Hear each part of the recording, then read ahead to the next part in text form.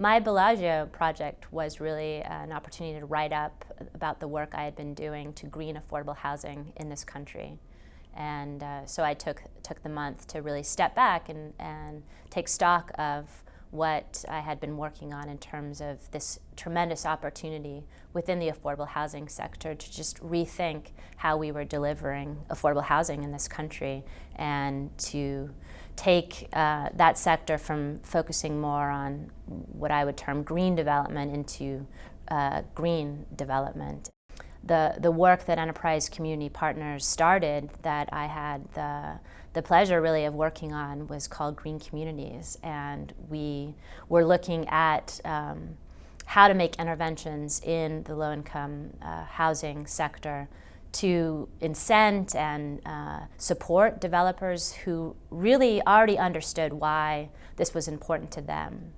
And I thought, well, actually, I went to Bellagio and wanted to figure out, is this a story that's worth putting into a book that others would want to read, or is this more just a series of articles to get it out and help people understand that these amazing mission-driven community development corporations were transforming communities by the type of housing they were providing that was healthier, was reducing carbon emissions, and was just fitting better into the fabric of their communities. And so I really discovered while I was there that, no, this is a very important story, not just from the aspect that I had been thinking, but I was challenged by the other residents who were there with me to think about it more as a story about social impact, and what provided the opportunity for Enterprise Community Partners to use its leverage to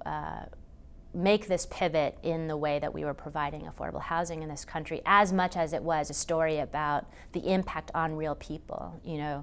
The woman living in Los Angeles whose utility bill was now so little that she called me up on the phone to ask what was wrong with my utility bill, because there isn't one, and was so pleased to now have a few extra dollars every month to invest in her grandchildren. Stories like that, I think, are important to tell. At the same time, we have to understand, how did that happen, and how can we then take stock of how that was able to happen so that we can maybe replicate it again. I think sometimes in the nonprofit community, we move so quickly from a success or a failure right into something else and don't fully understand what just happened. And I think in my background, coming from smart growth and sustainability into green building,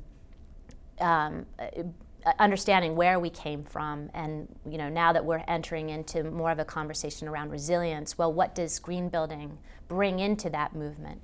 So I was looking forward, my project at Bellagio also allowed me time just to reflect on what had happened, help write up the story, but also then to maybe offer a framework, a way of thinking about now this new movement into resilience.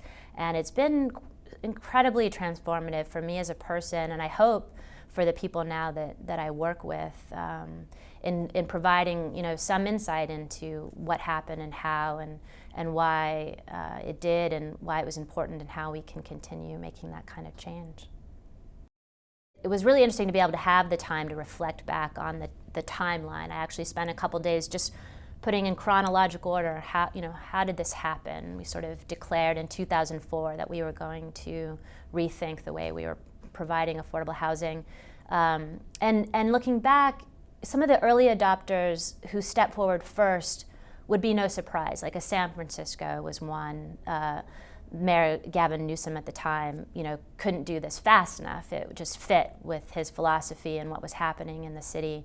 And Boston, certainly the state of Massachusetts, actually was one of the first states. But maybe more of a surprise to me at the time was Minnesota, really stepping forward. And they have such a strong housing, affordable housing network and coordinated approach at the state level that really became, for me, a lesson, to take to other states in how that coordinated state-level approach can deliver innovation much more quickly, because they've already come together and understood what each other, in terms of various departments, the state, the local communities, the foundations, each understood their role in the delivery sort of mechanism. And so this new idea of greening affordable housing, it didn't take long for them to understand why it was important. And then they had the structure to roll it out.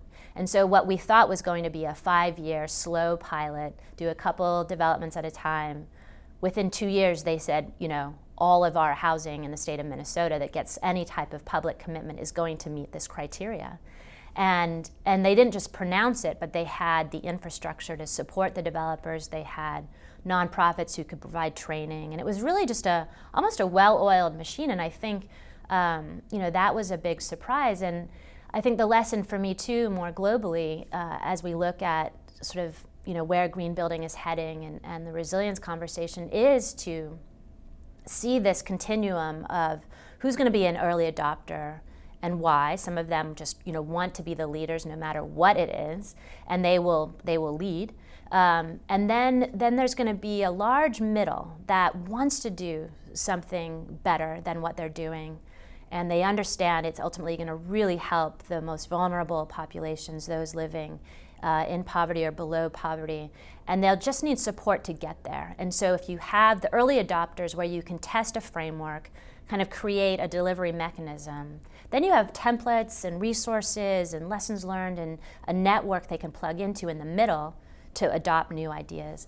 And then I think that tail is then about, here's our success from the early adopters and the middle, and we're going to change policy. We're going to put new regulations in place. So the laggards, they can be laggards, but they're going to have to comply with policy and regulation. So that's how we'll get them.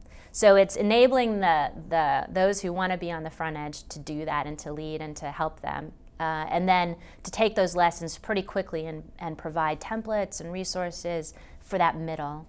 And I think that's really what I see as a success of green communities and how we were able to green affordable housing so quickly, really. But I think it's also a great story and template now for other movements.